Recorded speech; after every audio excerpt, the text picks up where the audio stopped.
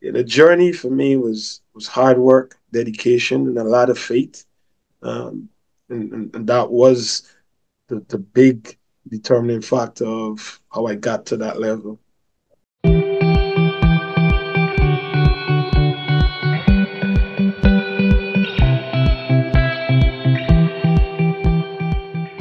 Like, subscribe, and share to Voices of Linden TV.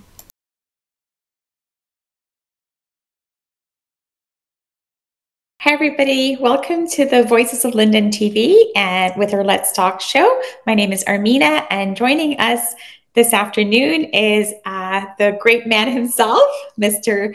Kayode McKinnon, otherwise known as the Magician, and the guy who brings as much joy. So welcome to our show, Kayode. And it's a pleasure being here, Armenia. Thanks for the invite. I'm looking forward um, to sitting down and having a chat with you and sharing as much as I can to inspire and to make sure that I make some amount of impact in the listeners and the viewers. Yes, well, it's a joy to have you here with us tonight. I mean, you're being heralded as one of the Ghana's most talented athlete in your field. And so tell me a little bit about growing up in Linden and what motivated you along your sports journey. Most talented, that might be a little bit, high. But yeah, growing up in Linden, um, the only boy, the last five girls. Growing up in a home with my dad and my mom, my dad being a pastor and my mom in the ministry also.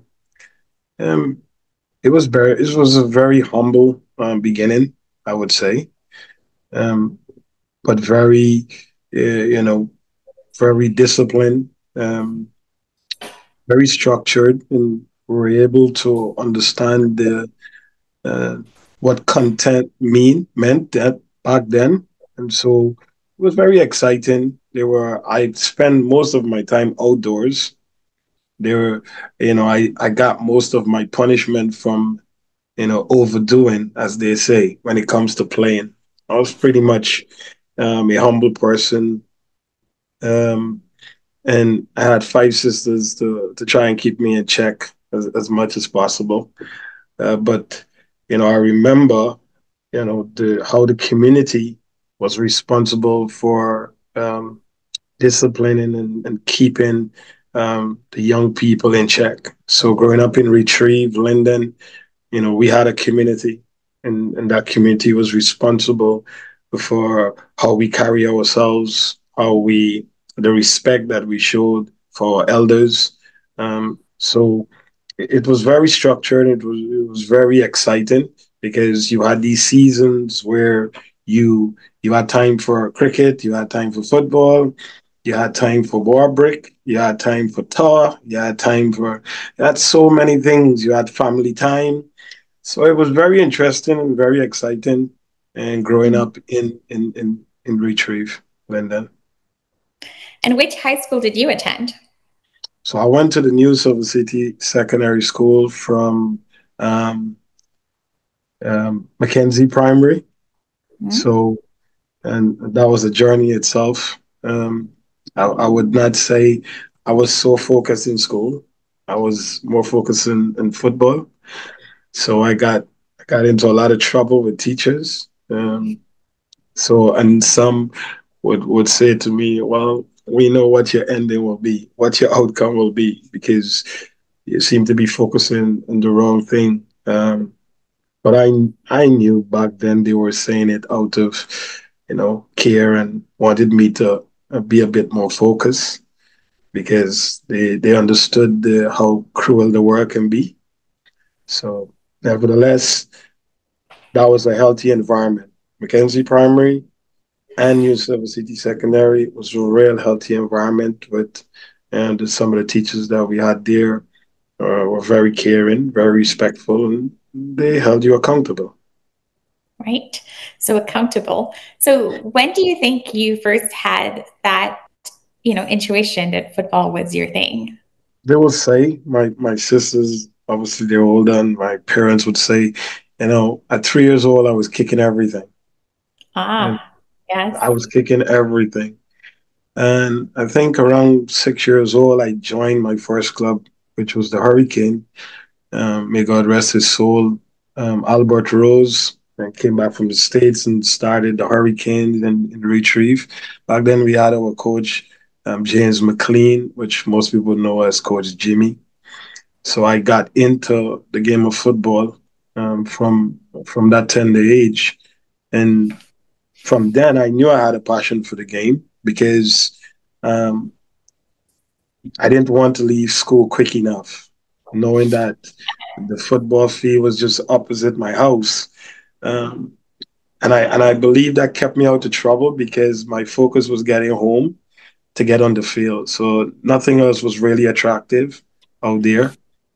So I went from the school to home, and I played every single day. We had this thing, you had to get home before the players get dark. I broke that rule every single time, playing football every single time.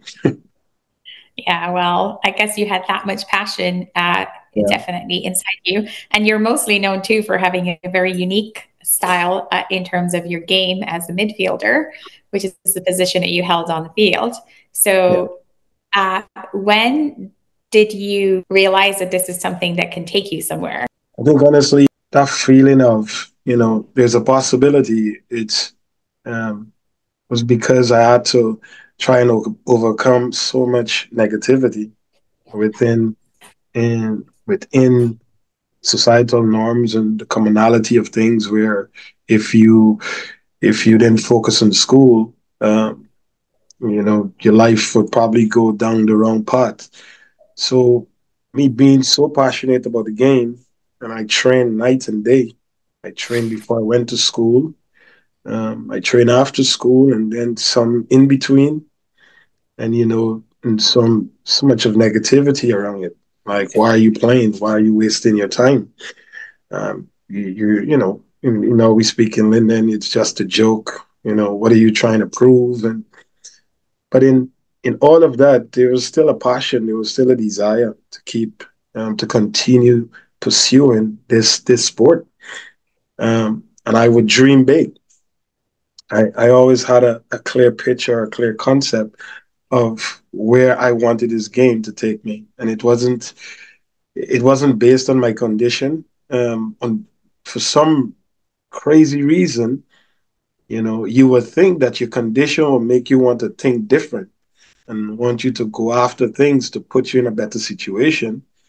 But for some reason, the pursuit of this desire was based on a clear picture in my head of where I saw myself and you know, how I felt in that moment. You know, it's like you telling this story after something would have happened, but I'm telling this story while I'm going through the process. Right. And that was something that held on to me more than I held on to it. So So it then was very true yeah, to you. It was something that was very true to what you believed. yeah, it was far beyond just playing and waiting for the light at the end of the tunnel. It was something that drove me that at sometimes I couldn't even control it because I would push myself so hard, but I would do a lot of the stuff in the dark. So people didn't really know what I was doing. They don't know where I was doing it, when I was doing it. Um, so that was the moment. And then I had an opportunity to play in a back then was a Milo International School tournament. And I was about what, 17, 16 plus 17, and I represented Guyana in that tournament. And I came back with the best player. I was the best player in the tournament. And I was like, okay, there's something there. I remember the first time I did an interview. That time was what? Wasn't NCN. I don't think it was NCN, but it was this Linden TV. And I remember being on that interview, and I didn't even know what I was saying. But then I started to believe that there's something here. There's a passion here that I could continue to pursue this thing. So that was kind of the turning point through the process that I was going through all this while. And that was the moment when there's something here I have to keep pursuing to see what it is. So it happens that football, I'm sure you know, is the second Mhm. most popular sport in Guyana.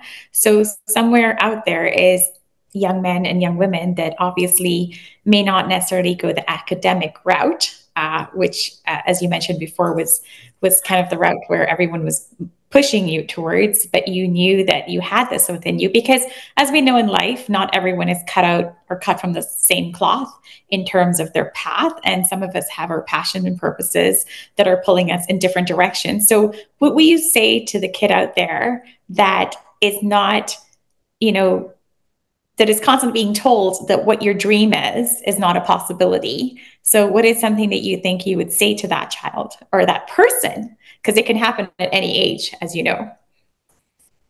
Fantastic. It's a good question.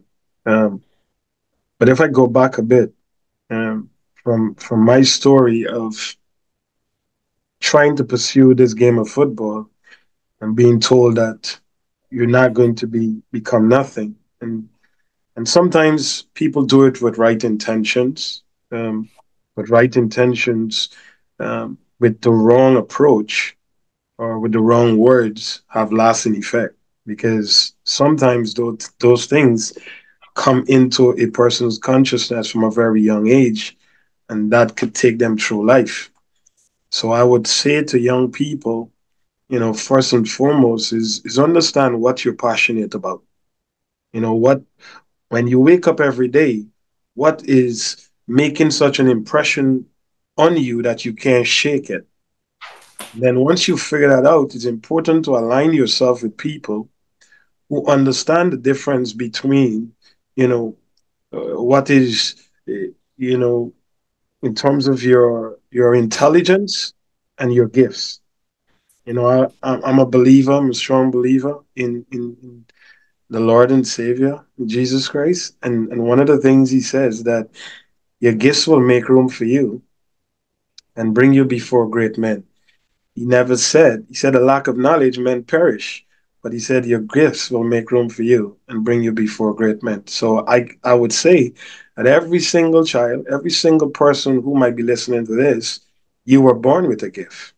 And it's very important to understand what that gift is and continue to pursue it. Now, while you're pursuing it, it's important also to align yourself with people who will cultivate that thing, who will allow you to grow and then allow you to expand yourself to find new ways of educating yourself. Because the thing that you love, it has the ability to push you into directions where you can educate yourself to survive in the sport and to become an influencer and someone who can impact lives, which is the most important thing.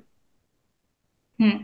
Well, that's great. That's great advice. And of course, when you're a young child, it's very hard to know sometimes who to align yourself with. And with peer pressure and society's norms, or what they call so-called norms, it's quite easy to know how to listen to your heart, and follow the direction that you're meant to follow.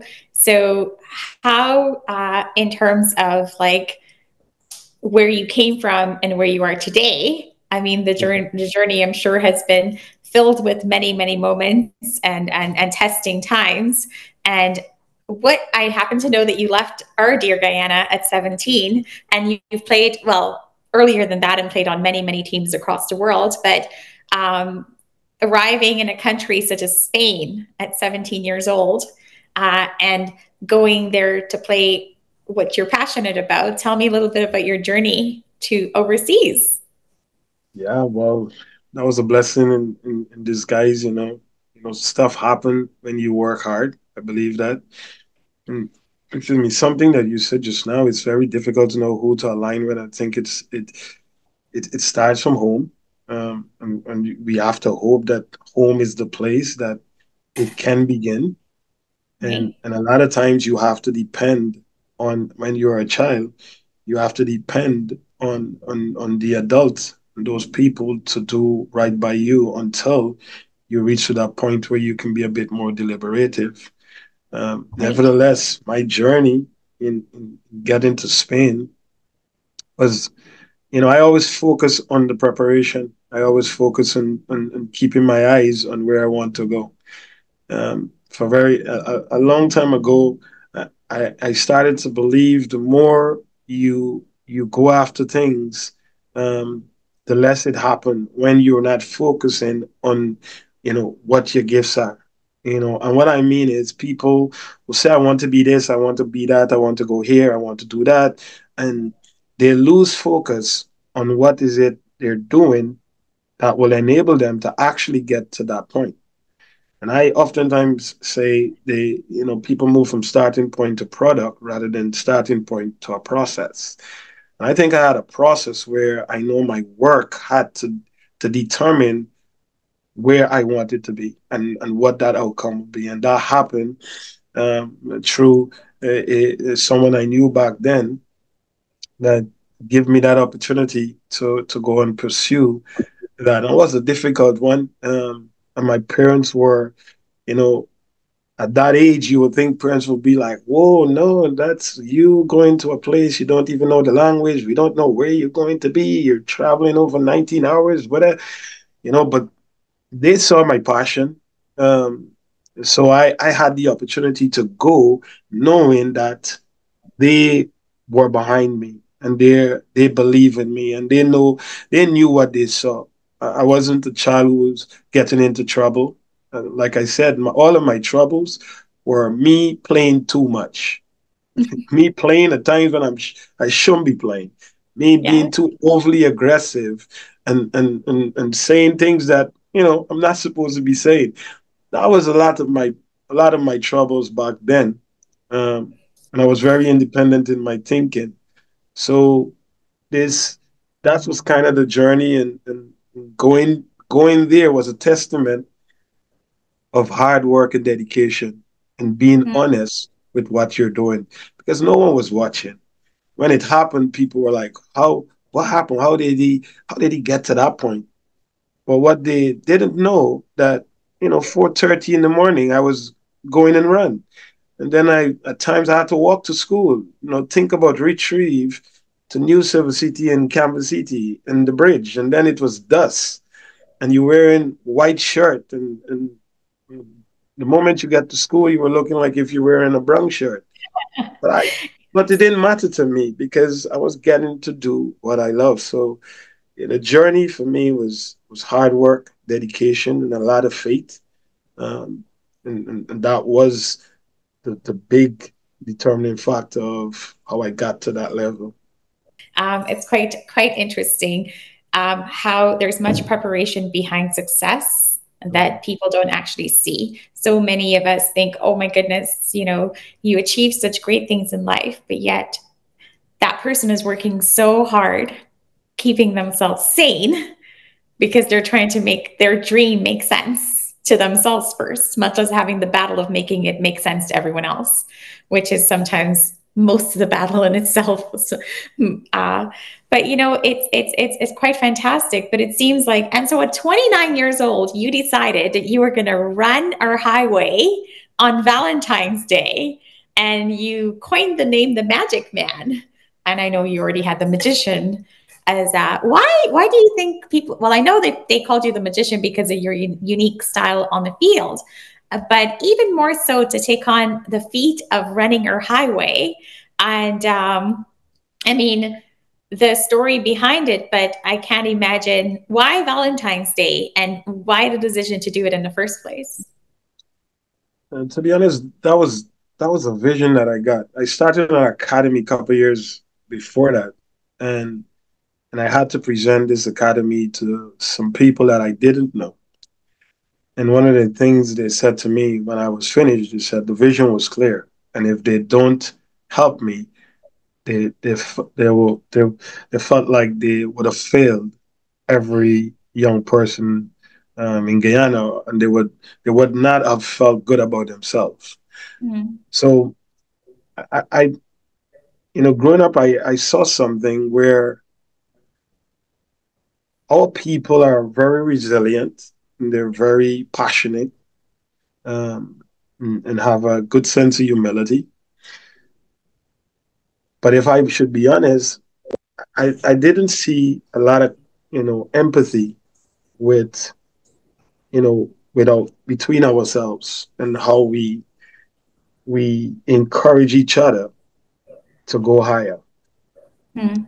I think maybe the colonial masters would have done something that we are more competitive in nature and a bit more egotistical, that everything seems to be a competition and not one that wants to encourage um, someone to go higher.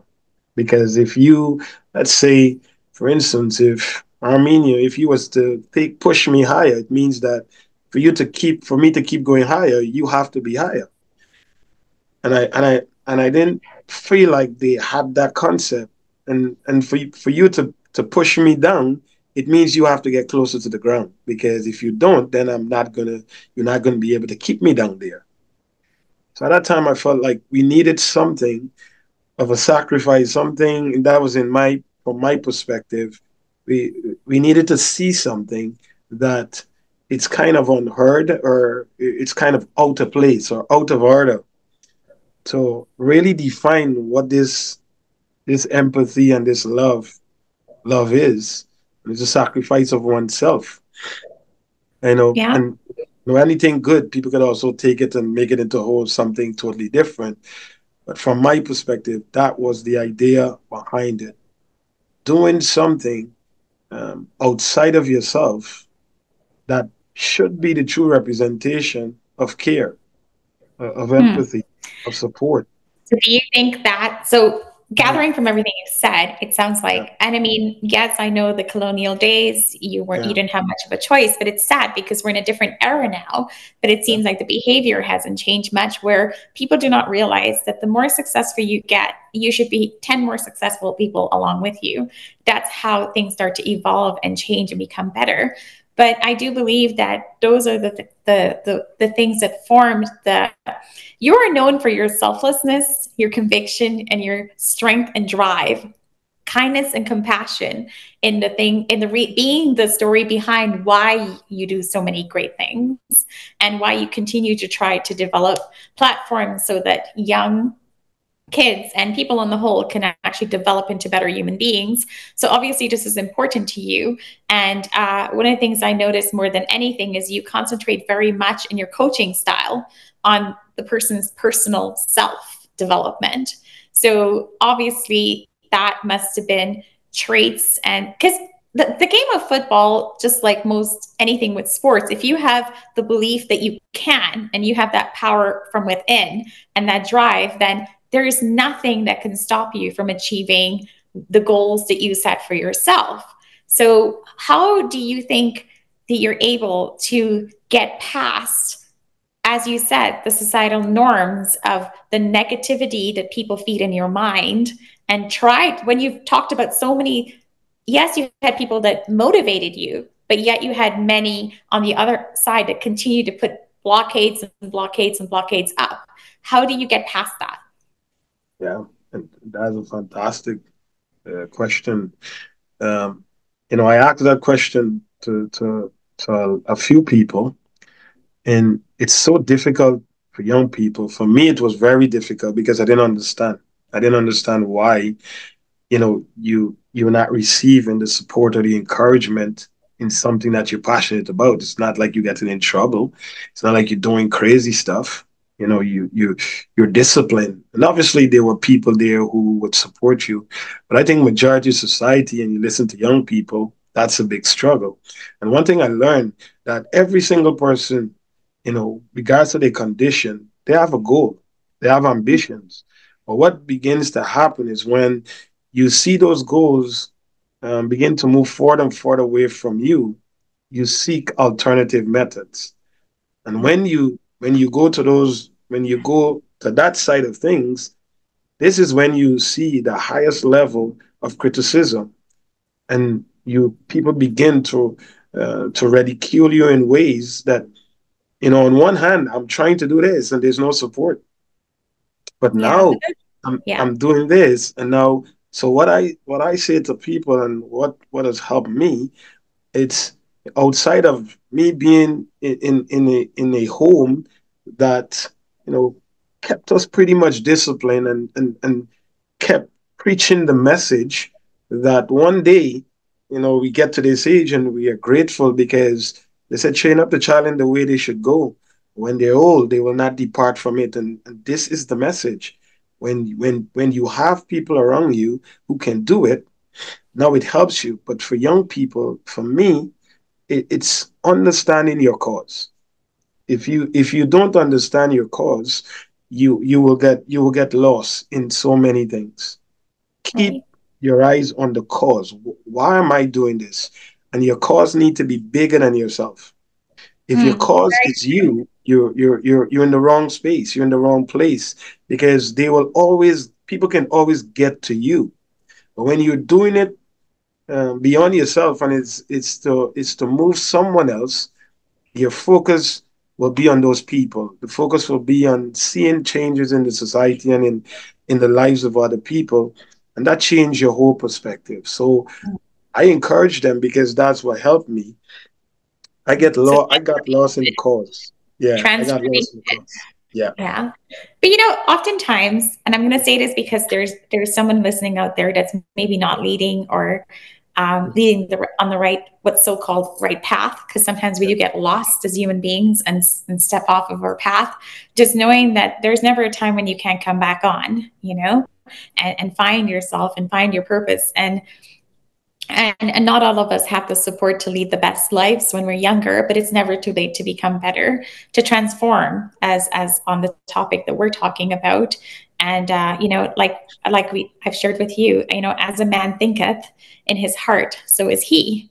So if in your heart you know that you're heading and genuinely, passionately, purposefully having this dream, and it's like you said, you follow your intuition when you really listen to what it is that you wake up every morning and it's still there. It won't go away no matter what. This vision that you have, this passion that you have, you just get so excited about it. And you're like, what am I doing? Like, I need to get back on this. It's funny how life still takes you through the courses of where you're going to end up and what you're so passionate about. But the thing is, football in Guyana is quite an interesting landscape on its own. So I guess we might as well address it. It being the second played sport in our country, do you think that everything is being done to drive it as to attract the children, the kids or the people that it should be attracting to reach their full potential? I think when you look at it, and it's a difficult one because it's based on who lens you're looking from. Because everyone is right in their own eyes. And sometimes people are doing the best of what their best is. And you can't knock them for that because your best um, might not be my best. And I might not be able to live up to the standard of your best. Mm. But what you look at is um, what I oftentimes look at is the outcome.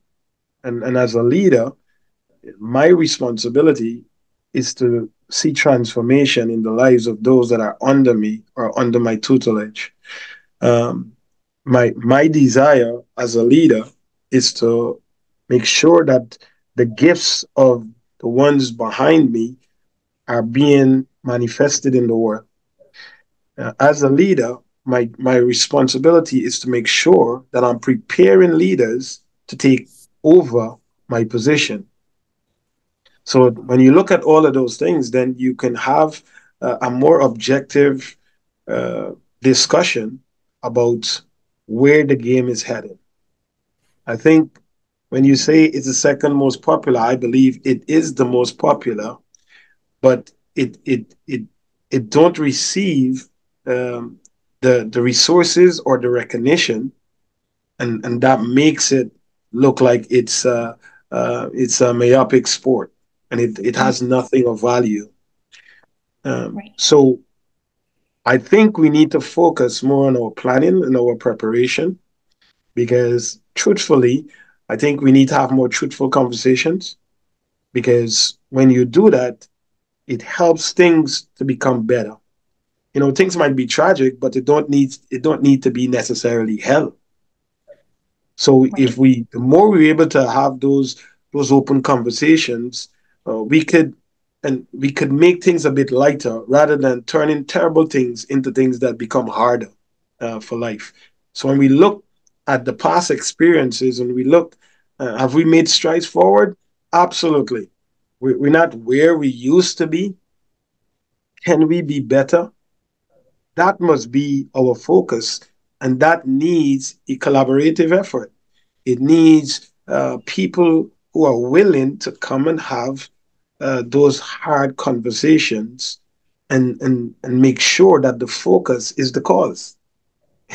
And I think too many times the focus is not the cause, because in nature, we have been given something that we have not relinquished.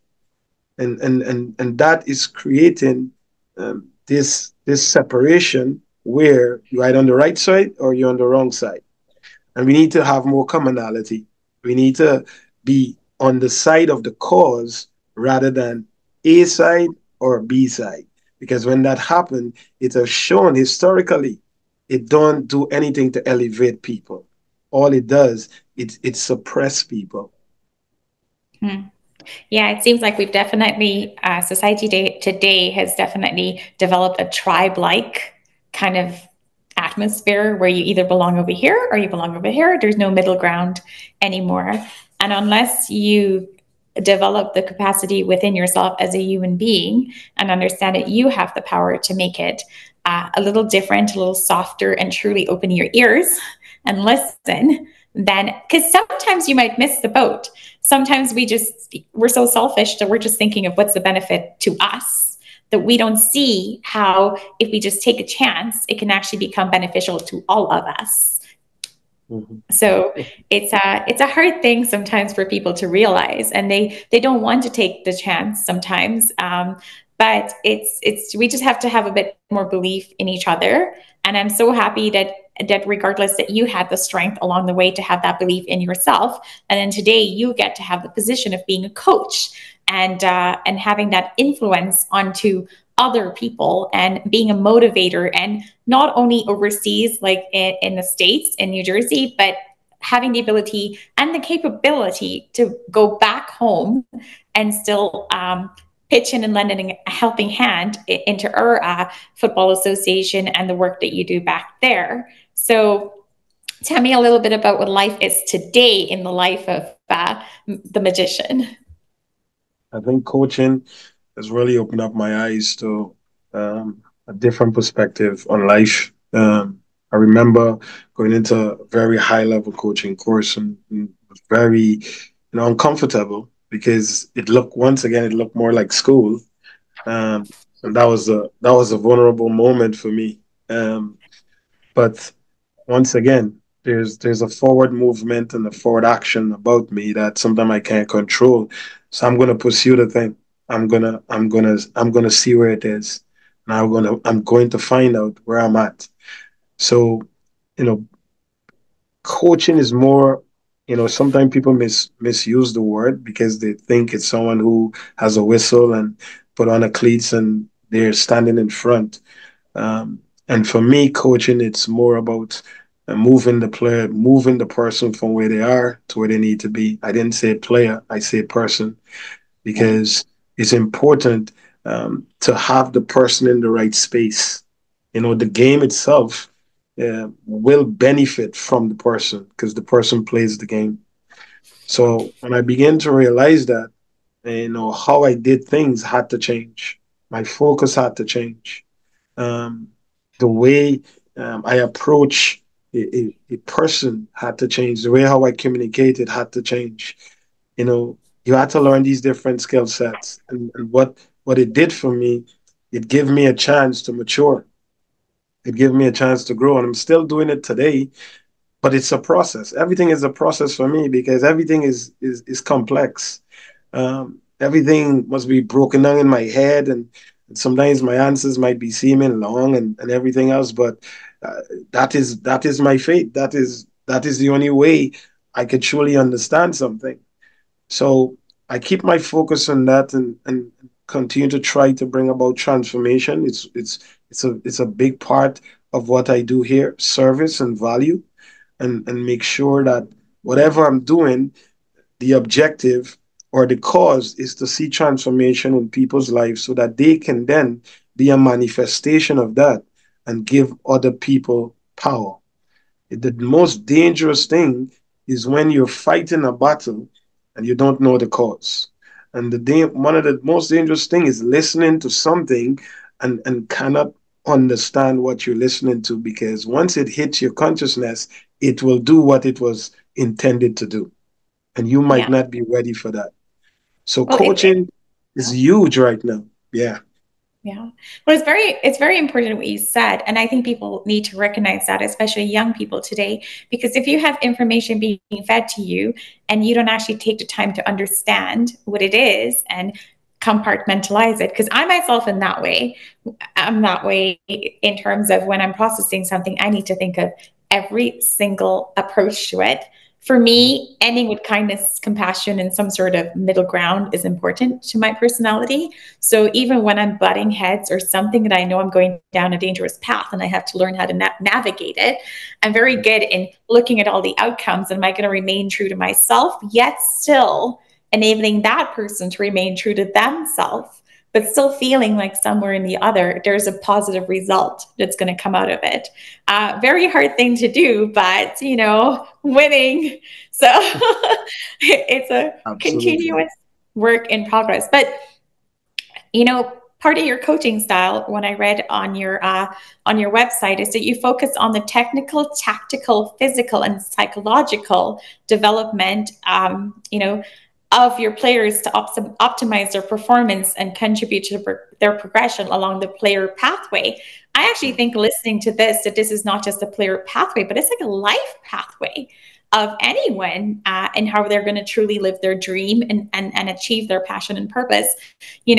Success without value means nothing. So at the end of the day, if you're working this hard for something, it better be worth to you a lot more than just achieving the goal itself.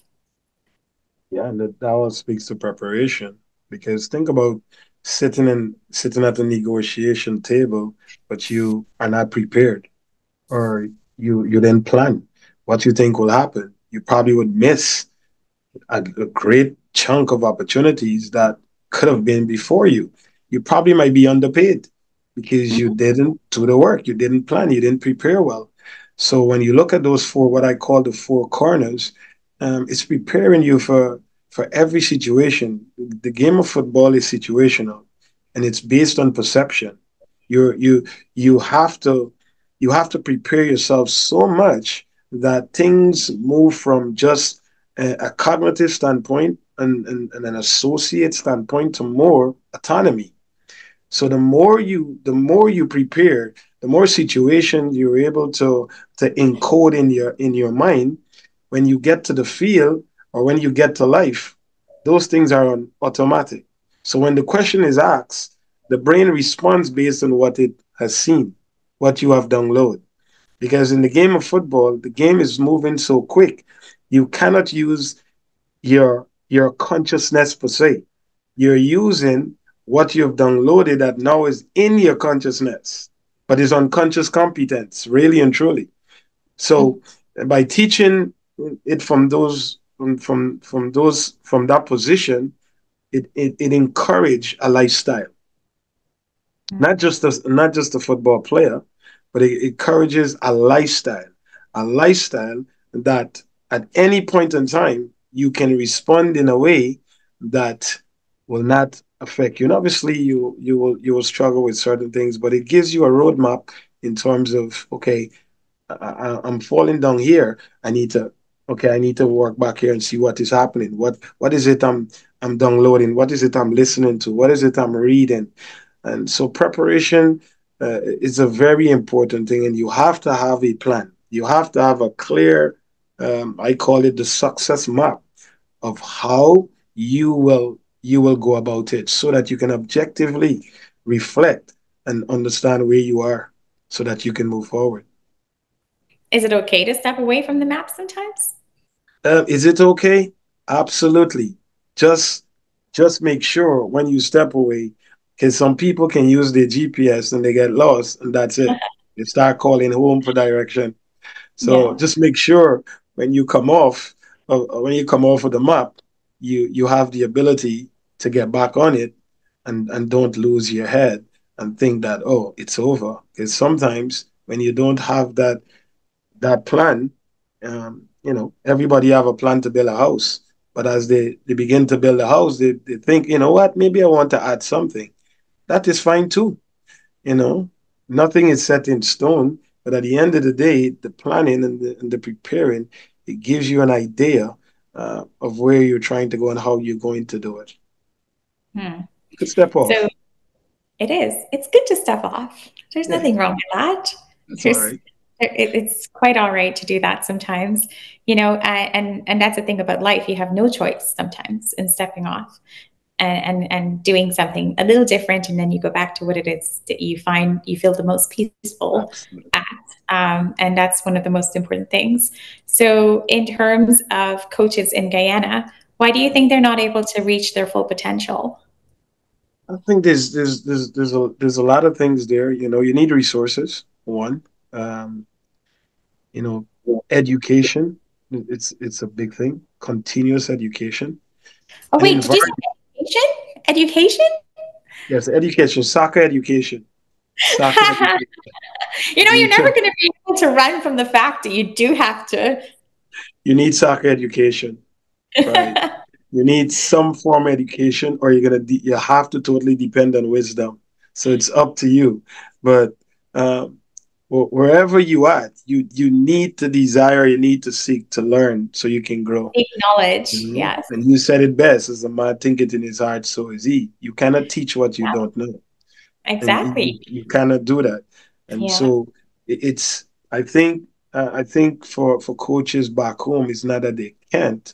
Um, it's what they're willing to do and Hmm. how much they're willing to immerse themselves in understanding the importance of a coach, and it must not be taken lightly. Not because you like the game, not because you love the game, or not because you have the time to do it. And you have to respect coaches in Guyana because um, there's not a lot of benefits outside of their love and their compassion for our young people. They go out and they try to help. Nevertheless, though, when you're in a position of leadership, you are transcending this life of this person into sometimes adulthood, into families, into becoming a parent, and you have all this responsibility. So it's very important that they don't look at the they don't look at the position based on the condition they're in, because sometimes people define their lives based on their condition. Oh, this is what we have, so this is no. I am saying the consequences of your life is only based on your choices, not your condition. And so they Hmm. have to look at it and they have to say, okay, I understand the importance of this task. And this comes with about 6 tasks that you can reflect on and understand where you are based on the matrix. So they have to now think about their education.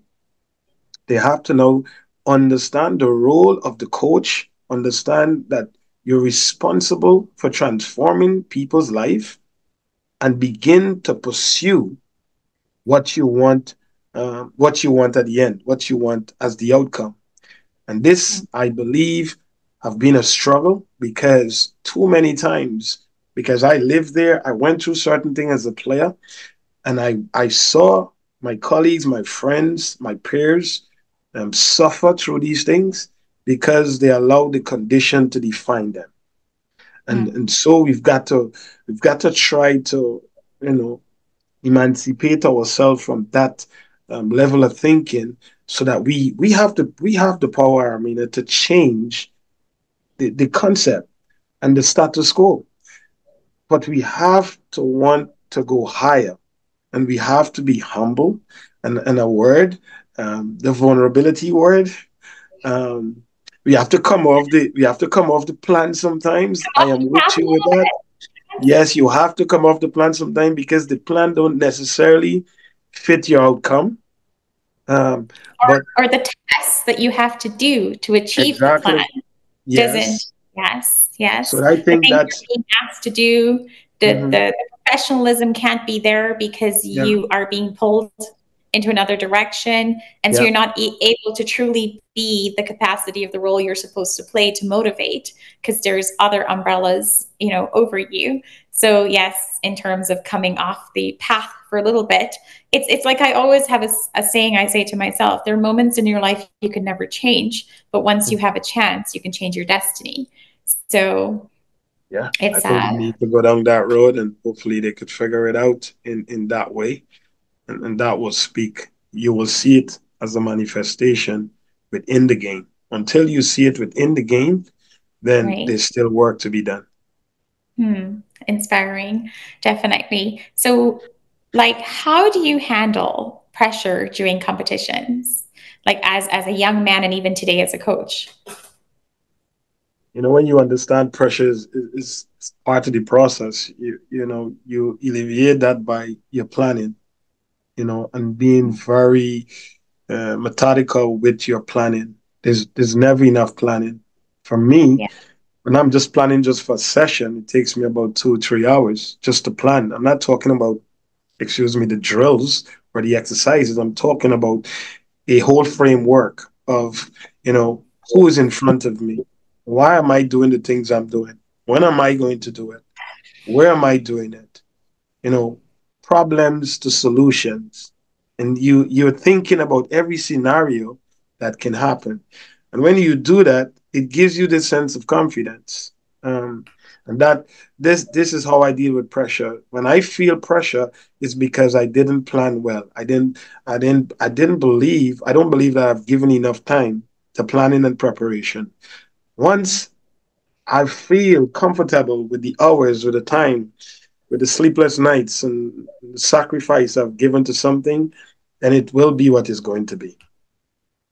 Yeah. There's no Okay. there's no pressure anymore. There's excitement. There is excitement to see what comes out of this, because whatever comes out of this, like I've shared with you prior, I see two things now. Is in this life, I see success or the ability to learn. I don't see failure. But that comes with me having that plan and always planning. Yeah. Well, what doesn't break you makes you wiser. So it just gives you another avenue to navigate, right? And think about. Exactly. So that's, it's just amazing because what do you say to a player or anyone who just says, you know what, coach, I don't think this is for me. I can't do it. I just want to give up. I thought it's what I wanted, but I don't think I have the ability. But yet you see something within them. Yeah, that's a powerful question, um, and it might seem simple to so many people, but there's so many young people are faced with that same dilemma, and so what I've learned is when someone comes and they have a passion, and then they get up one day and they say, "No, my first thing, what is happening? What is going on in your life?" No one don't just walk away from something just like that. And that's where the conversation must start. And based on their answer, how clear they are. And that begins the process of how will you shape this to maybe get them back where they want to be, or encourage them to go where they need to. And I say that because I had a situation with a young player. He would come to practice late every day, and but he was really talented, and sometimes most coaches be like, "What's wrong with you?" So for some reason, I was like, "Come on, I see, you when you're here, you're very committed, but you're always late for practice, or you're always missing." I said, "What is going on?"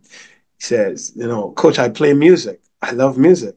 I said, so we got to talking. I said, "What are you passionate about?" He said, "I like football, but oh, music got something for me." I said, "Listen, that's what you're passionate about?" He said, "Yes." I said, "I want you to play music, but if you're going to choose music over football, you have to make a promise to me." that you will go to Juilliard.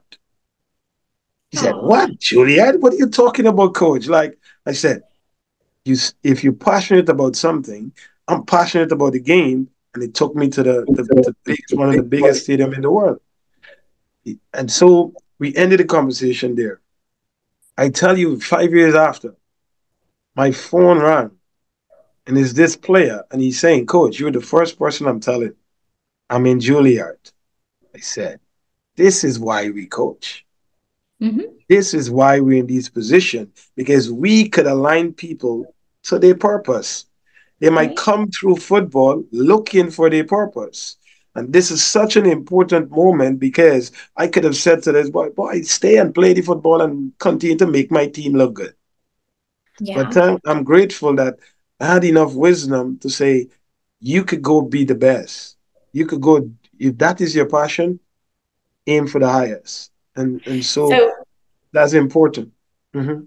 yeah, well, you did a fantastic job of answering the question, but it brings me back to something you talked about earlier when you were a young kid and this was your passion and the Yeah. voices of those that you looked up to and what they said. I think oftentimes when people are coming to you for help, you don't realize that your power of your own voice has the power to either cause a positive or a negative effect in someone's life.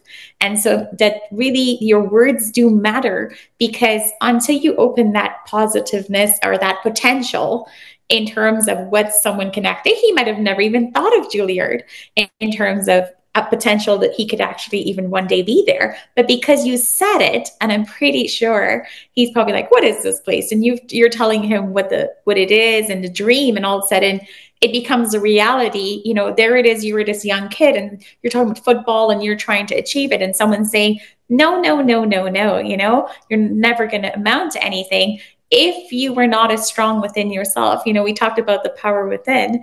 Then Mm-hmm. you'd have possibly said to yourself, you know what, let me go try doing the stuff they want me to do, because only then will I become something. So we have the power as human beings to really be effective with our words, no matter what role we play in people's lives. So I'm very happy as a coach that you do truly look at the person. And I think all coaches and anyone of influence in any way should be that way, naturally. So apart from like, how do you keep yourself as a human being?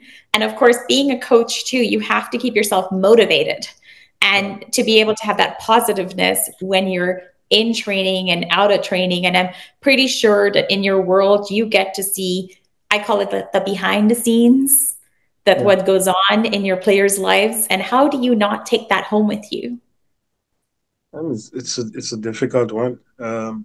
I just feel like I rarely focus on motivation, because I've gone past that part of my life so long. Because I oftentimes think motivation, it's a bit controlled by external forces. They could demotivate you, or they could make you feel all excited. By example, a child coming to practice and looking, very lazy or tired, that could do something to the coach, right? That could do something to the environment. So I oftentimes stay away from motivation, and you know, I stay with my cause. You know, I constantly remind myself why I'm here. When I begin to lose my why, I struggle a bit. And when begin to struggle, I question the environment in which I'm in. Mm. Is it conducive for me?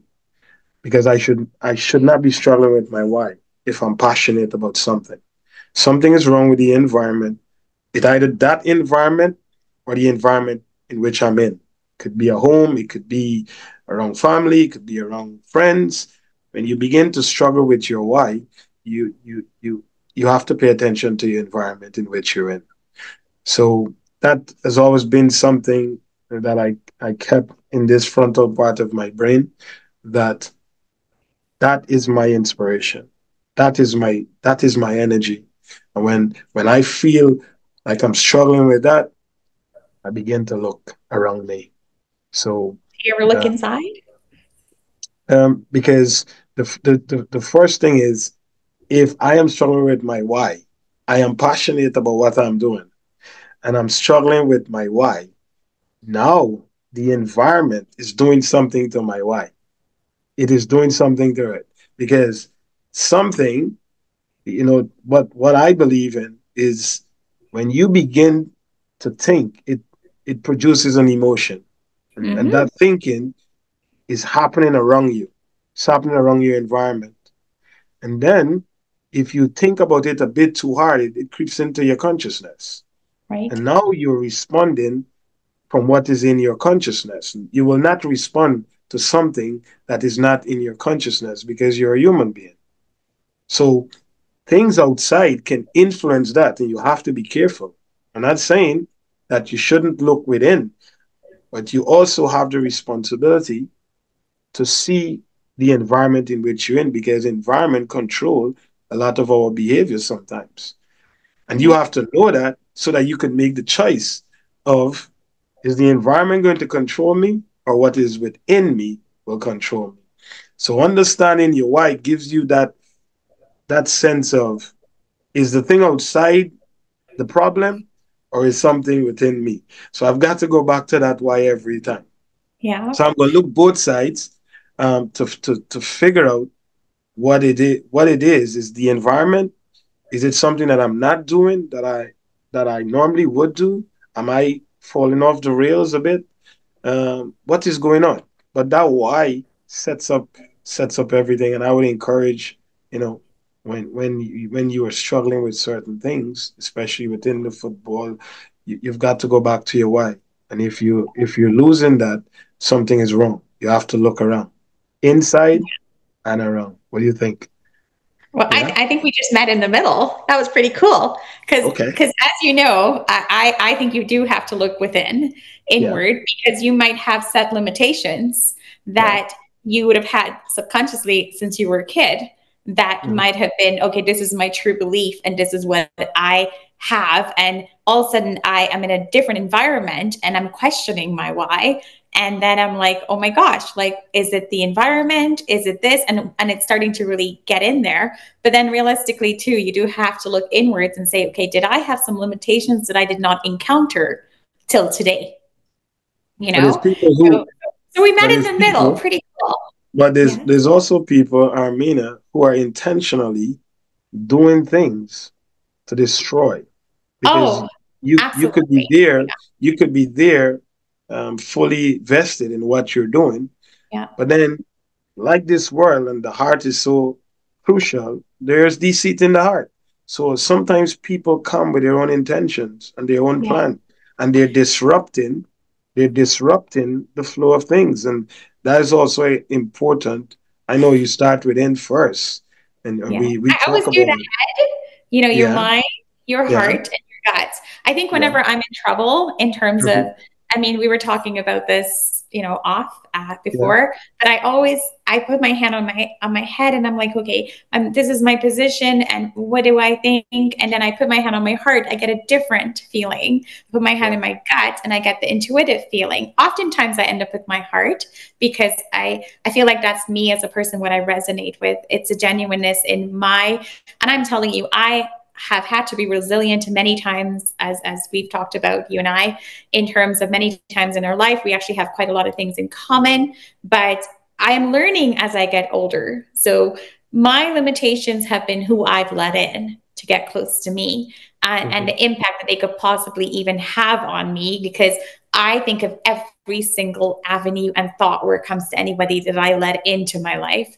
But I am discovering as I get older that not everyone's going to have the best intentions for you. Mhm. And they're so selfish sometimes in their thoughts process of what it is that they're looking to garner, and not necessarily from you, but in terms of for them, Mhm. because I don't want it to make it sound like I have anything to really give to anybody that they would want to take from me. But it's oftentimes humans are selfish that way, where some are doing things just to the benefit, or they might just really be combative in their Mhm. approach. I'm finding a lot of people who just love the idea of being combative. You say A and they will say B, C, D, E, F, just for fun, just to throw you off, just to see how you're going to Mhm. react. Well, it doesn't work with me because I'm always going to be thinking how to make it a peaceful ending for them and for myself. But oftentimes, sometimes they are the ones that come in and they don't realize the impact. Human beings do not realize the impact of the words they use, their energy, their body language, and what it can do to another person in terms of where they are at in life. So you're correct. When you question your why, you do definitely have to most times look at your environment. And for myself, I guess I look at both. And I oftentimes want to win. So because I want to win, I'll try to think, okay, well, I'm aware of who you are now, and this is who I am. So I'm going to think of how to get you onto my side of the fence and leave you whole while I achieve what I need to achieve. So Okay. that's my midfielder strategy. Oh, So yeah. Good. That's a good strategy. yeah, yeah, it's worked so far. I am an old Yeah. lady now. It's been working great. So, but yeah, Fantastic.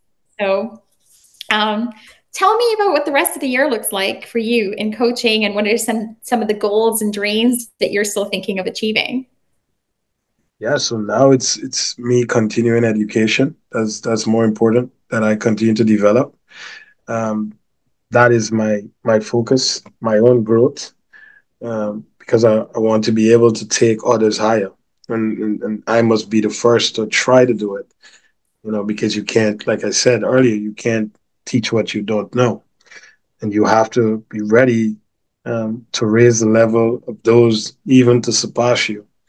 So now my focus is really on, you know, how far I could take players, how I could bring Mm, about transformation in their lives. That's my thing. It's not just being in an environment and just doing work and just coaching, but they must see the manifestation of the work. They must see the manifestation of honesty, and must see the manifestation of commitment and what it does when you're disciplined. So now for me, is seeing the manifestation of these qualities that supposed to represent success, mm, and raising the level of the human being within the sport, and also um, to continue to be in a position where I have influence. There's so many young people are not given chances because of where they live in, their socioeconomics, their education level.